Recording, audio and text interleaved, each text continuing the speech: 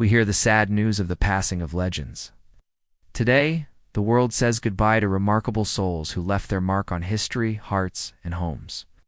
In this video, we take a moment to remember them, to honor their legacy, their laughter, their love, and their light. Join us as we pay tribute to those we lost and celebrate the unforgettable lives they lived. On July 3, 2025, the lights of Hollywood dimmed for one of its most distinctive stars, Michael Madson, the gravel-voiced, steel-eyed actor whose raw presence electrified cult classics like Reservoir Dogs, Kill Bill, and The Hateful Eight, passed away at the age of 67 in Malibu, California, following a sudden cardiac arrest. Born on September 25, 1957, in Chicago, Illinois, Michael Scrin Madson grew up far from red carpets and cameras. He came from blue-collar roots, the son of a firefighter and a filmmaker, and lived a life shaped by hardship, rebellion, and a desire to express truth, however brutal. Michael's journey into acting began at the Steppenwolf Theater Company, where he trained under John Malkovich, but it wasn't long before his fierce magnetism found its way to the screen. He quickly became known for portraying characters who lived on the edge, tough men with broken hearts, quiet fury, and just enough vulnerability to make them unforgettable. His breakout came in 1992, when Quentin Tarantino cast him as the chilling Mr. Blonde in Reservoir Dogs. That iconic warehouse scene coolly dancing to Stuck in the Middle with You. Before committing a brutal etched Madson into cinematic history, he didn't just play Mr. Blonde, he became him. Terrifying, magnetic, and eerily human. From there, Madson carved out a space that was entirely his own. He wasn't a typical leading man. He was an atmosphere, a presence, a whisper of danger. In Tarantino's Kill Bill saga, he portrayed Bud, the weary, washed-up assassin who gave us one of the series' most emotionally complex performances. He appeared in over 300 films, including Donnie Brasco, Thelma and Louise, Sin City, and The Hateful Eight. His deep, raspy voice also became a staple in video games and voice acting, lending gravitas to characters in franchises like Grand Theft Auto and Call of Duty. His prime years spanning the 1990s to the early 2000s were filled with unforgettable performances, especially in independent cinema where he thrived creatively. Though often cast as a villain, Madson brought a poetic sensitivity to his roles, offering glimpses of pain behind every punch. Off-screen, Michael was a devoted father, a published poet, and a man who battled personal demons with honesty and grit. His poetry books like Burning in Paradise and the complete poetic works of Michael Madson revealed a soul full of longing, regret, and quiet reflection. He loved deeply, struggled openly, and lived loudly. His later years were marked by personal tragedies, including the heartbreaking loss of his son. Yet even through grief, Madson remained a working actor, appearing in indie films, continuing to write, and mentoring young creatives who saw him as more than just a Hollywood outlaw. His death brought a wave of tributes from co-stars, directors, and fans. Quentin Tarantino called him one of the most honest actors I've ever known. His sons remembered him as a protector and an artist. As we say goodbye to Michael Madson, we remember a man who never played by the rules, and never had to. He brought truth to violence, poetry to pain, and a rebel heart to every role he touched. Rest in peace, Michael Madson. The camera may no longer roll, but your shadow will forever flicker across the silver screen. Dangerous, damaged, and unforgettable. On July 4, 2025, the world of theater lost one of its most celebrated voices. Richard Greenberg, the Tony Award-winning playwright behind works like Take Me Out, passed away at the age of 67, leaving behind a profound legacy in the world of drama, identity, and the human condition. Born on October 28, 1957.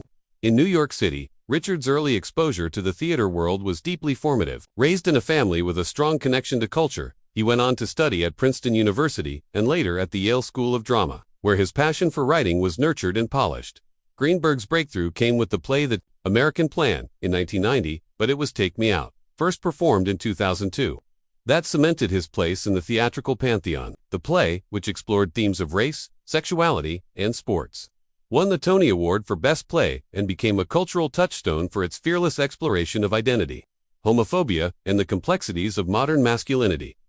In Take Me Out, Greenberg brilliantly used the world of baseball as a metaphor for society's larger struggles. The story of a Major League Baseball player coming out as gay, and the ripple effect it has on his teammates, sparked both acclaim and controversy. Through sharp dialogue and piercing insight into the psyche of athletes, Greenberg challenged audiences to rethink assumptions about strength, vulnerability, and love.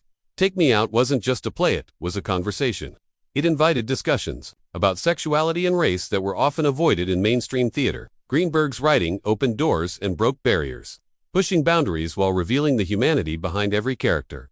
His prime years, spanning the 1990s and early 2000s, saw a steady stream of notable works, including 3 Days of Rain, The Violet Hour, and The Dazzle. He had an exceptional ability to write complex characters and relationships, often focusing on themes of memory, identity, and personal transformation. His ability to capture the nuances of human nature was matched only by his precise, intelligent dialogue. Offstage, Richard Greenberg was known for his humility and generosity with his peers. While he was revered for his work, he never allowed success to cloud his approach to writing. He was, by all accounts, a collaborator who cared deeply about the work, the actors, and the broader impact theater could have on society.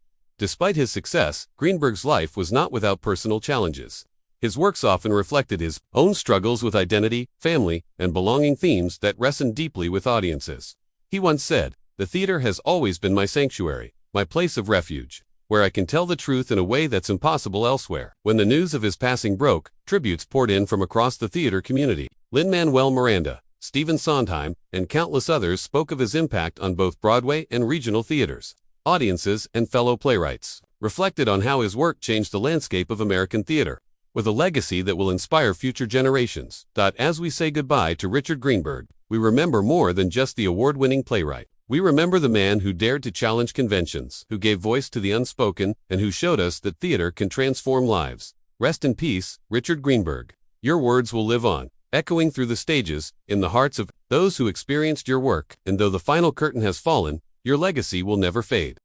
On July 2, 2025, the world of television and film lost one of its most magnetic stars. Julian McMahon, the Australian-American actor known for his roles in Charmed, Nip Tuck, Fantastic Four, and FBI, Most Wanted, passed away at the age of 56, in Clearwater, Florida, following a quiet and private battle with cancer. Julian Dana William McMahon was born on July 27, 1968, in Sydney, Australia, into a world of politics and prestige. His father, Sir William McMahon, served as Australia's Prime Minister in the early 1970s, but Julian's path wasn't in government or diplomacy. His passion was performance. His soul belonged to the screen. After beginning his career as a model in the late 1980s, Julian transitioned into acting. He first gained recognition in Australia with the soap Home and Away, but his talents soon drew international attention. He made his American TV debut in Profiler, but it was his spellbinding turn as Cole Turner, the conflicted demon-turned-lover in Charmed, that made him a household name. With dark features, a velvet voice, and brooding energy, McMahon didn't just play romantic anti-heroes, he defined them. As Cole, he was seductive, tormented, and dangerously vulnerable. His chemistry with Alyssa Milano's character, Phoebe, lit up screens and hearts around the world. But it was in 2003 that Julian reached the true height of his career, stepping into the role of Dr. Christian Troy in the critically acclaimed FX series Nip Tuck. As the charming, self-destructive plastic surgeon navigating beauty, identity, and desire, Julian delivered a career-defining performance. Christian was flawed, magnetic, and impossible to ignore, a role Julian played with nuance, vulnerability, and striking realism. Nip Tuck ran for 6 seasons, earning Golden Globe nominations and cult status, and placing McMahon firmly in the pantheon of great television actors. His prime, spanning the early 2000s through 2010s, was marked by versatility. He played Dr. Doom in Fantastic Four 2005. 2007, bringing a stylish menace to the iconic comic book villain. He also starred in films like Premonition and Red, and made a strong return to TV in FBI, Most Wanted, playing team leader Jess LaCroix with quiet intensity. Off-screen, Julian was known for his thoughtful, low-profile lifestyle. Despite being a public figure, he shied away from the spotlight. Colleagues described him as generous, introspective, and grounded, a professional who cared deeply about every role and every crew member. His passing leaves behind a profound sense of loss, not just among fans, but among those who worked with him and loved him. He was more than just a leading man. He was a storyteller, a shapeshifter, a steady presence in an often chaotic industry. Tributes from around the world poured in. Former co-stars remembered his warmth and talent. Producers praised his work ethic. Fans shared clips of Cole, Christian, and Doom, icons forever frozen in pop culture history. As the curtain falls, we remember Julian McMahon, not for any single role, but for the elegance he brought to them all. He could be wicked or wounded, fierce or fragile, and in every frame, he made us believe. Rest in peace, Julian McMahon. Your voice, your eyes, your artistry, they live on.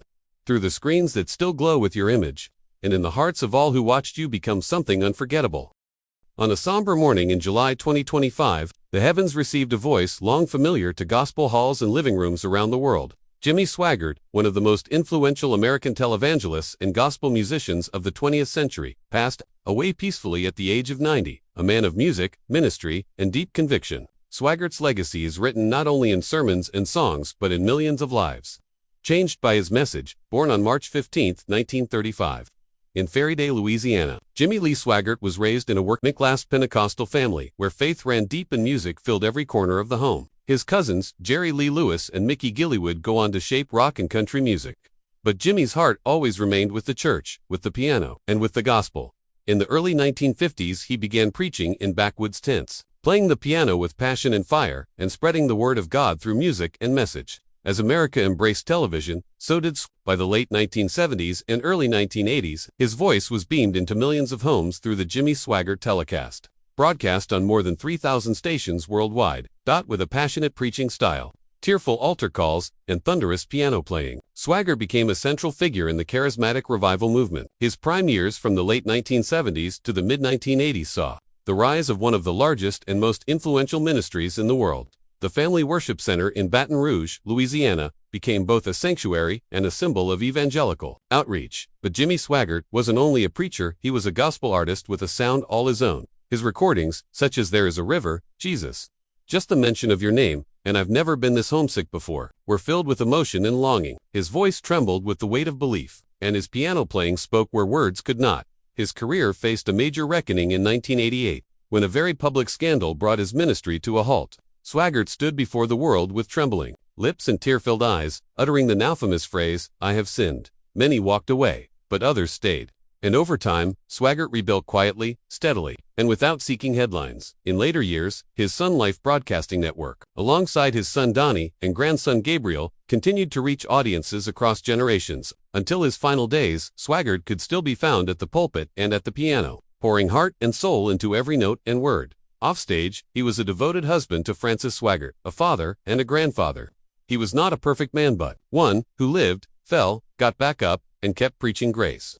He embodied the struggle between righteousness and humanity, and found redemption in the same message he had always preached. As the news of his passing spread, tributes poured in from churches, musicians, and believers around the world. Whether people agreed with him or not, few could deny his impact. Jimmy Swaggart leaves behind a legacy as complex as it is enduring.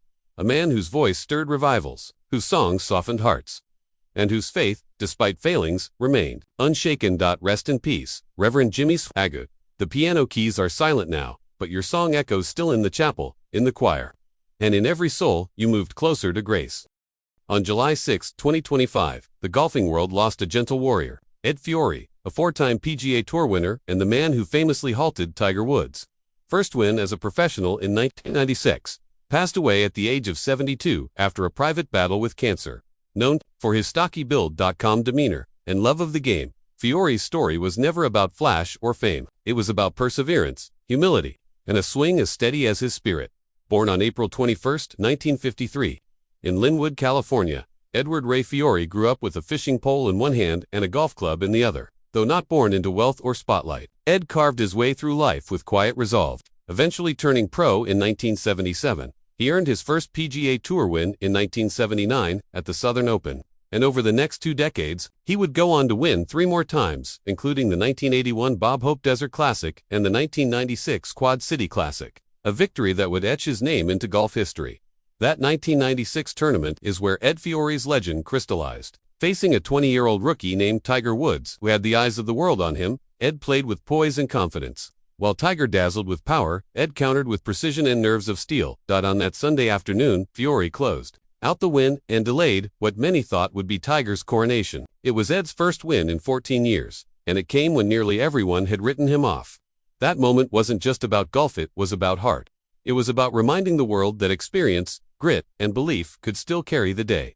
His prime years, from the late 1970s through the mid-1980s, made him a respected figure on the tour. He was never the loudest voice, never the most sponsored, but always respected. Among fellow players, he was known for being approachable, kind, and genuine. Affectionately nicknamed the Grip for his firm hold on the club, Ed struggled with injuries and health issues in the latter part of his career, but remained a passionate ambassador for the game. After retiring from the PGA Tour, he played selectively on the Champions Tour and later devoted time to teaching and mentoring young golfers. Off the course, Ed was a family man. a devout Christian, and a lover of fishing especially. In his home state of Texas, where he settled later in life, his humility was constant. He rarely sought attention, even when his legacy grew larger than he ever imagined. When news of his passing broke, the golf world responded with reverence. Tiger Woods, in a rare emotional post, thanked Ed for being a true competitor and gentleman of the game. Fellow golfers shared stories of his kindness, his wit, and the respect he quietly commanded. Ed Fiori may not have been golf's biggest name, but he represented something rarer: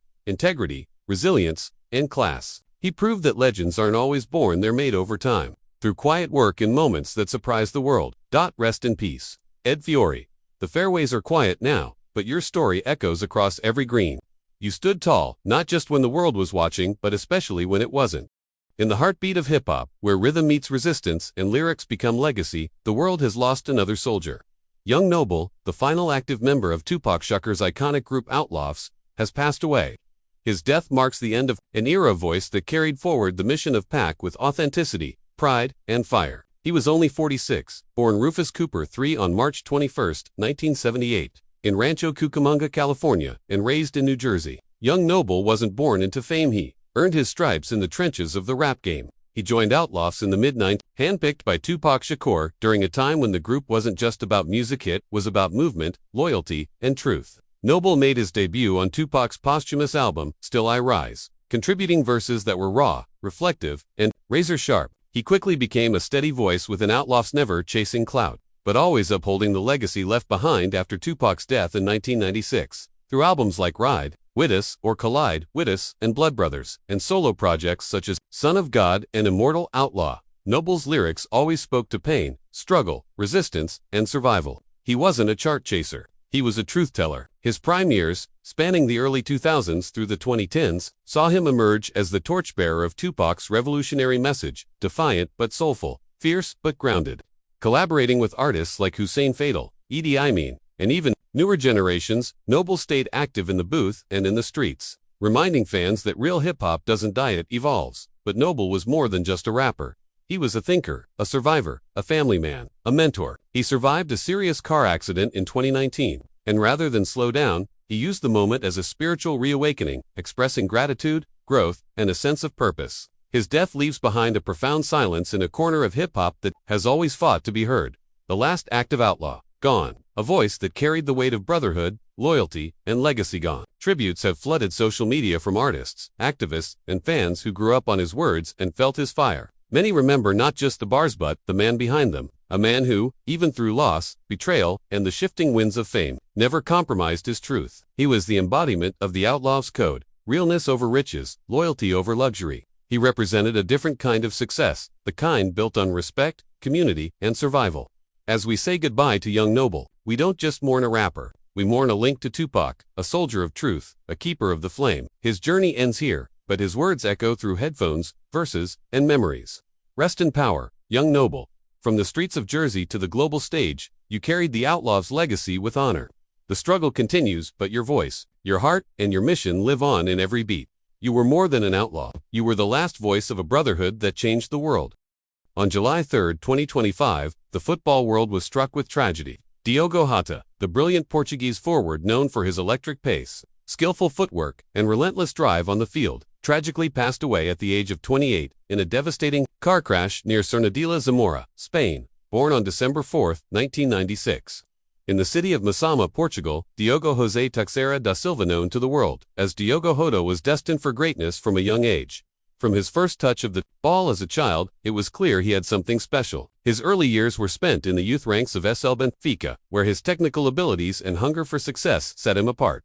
His rise through Portuguese football was rapid, and by the age of 18, he had secured a move to Pecos de Ferreira, where his performances earned him recognition as one of the brightest young talents in the country. Jota's blend of agility, vision, and composure in front of goal quickly made him a standout.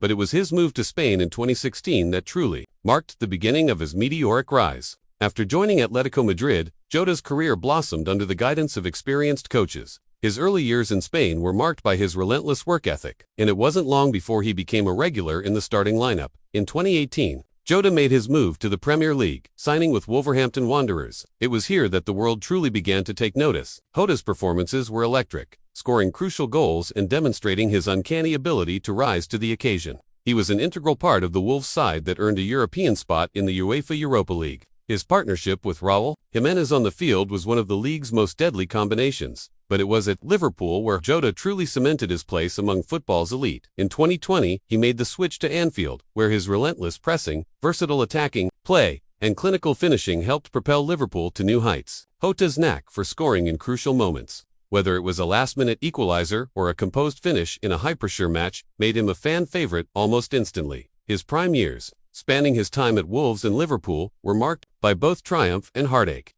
While he helped Liverpool secure multiple Premier League titles, Champions League spots, and domestic cups, he also faced setbacks, injuries that threatened to derail his progress. But through it all, Jota's resilience never faltered. For Portugal, Jota was a key figure in their national squad. His performances for his country were always characterized by passion and commitment. He was a vital part of their attack in the Euro 2020, scoring important goals and helping to push Portugal toward the latter stages of the tournament. His international contributions ensured he was not just a star at club level, but one who could light up the international stage. Tragically, Jota's life was cut short in a horrific car crash, one that claimed the life of this brilliant, young talent. His passing has left an unfillable void in the football world. Players, fans, and coaches alike have expressed their disbelief, sadness, and gratitude for having witnessed Jota's extraordinary career. In a touching tribute, Jurgen Klopp, his coach at Liverpool, described Jota as one of the most talented, humble, and driven players I have ever worked with. Cristiano Ronaldo, the captain of Portugal, shared his heartbreak, remembering Jota as not just a teammate, but a brother. On and off the pitch, Diogo Jota's legacy will live on in the hearts of those who loved him. Though he was taken too soon, his contributions to the world of football, his electrifying pace, his precision in front of goal, and his unrelenting work ethic will never be forgotten. Rest in peace, Diogo Jota. You were a star in the making, and though your light has gone out far too early, your brilliance will forever shine through the memories of every goal, every match, every moment. You gave everything to the game, and we will carry your memory with us forever.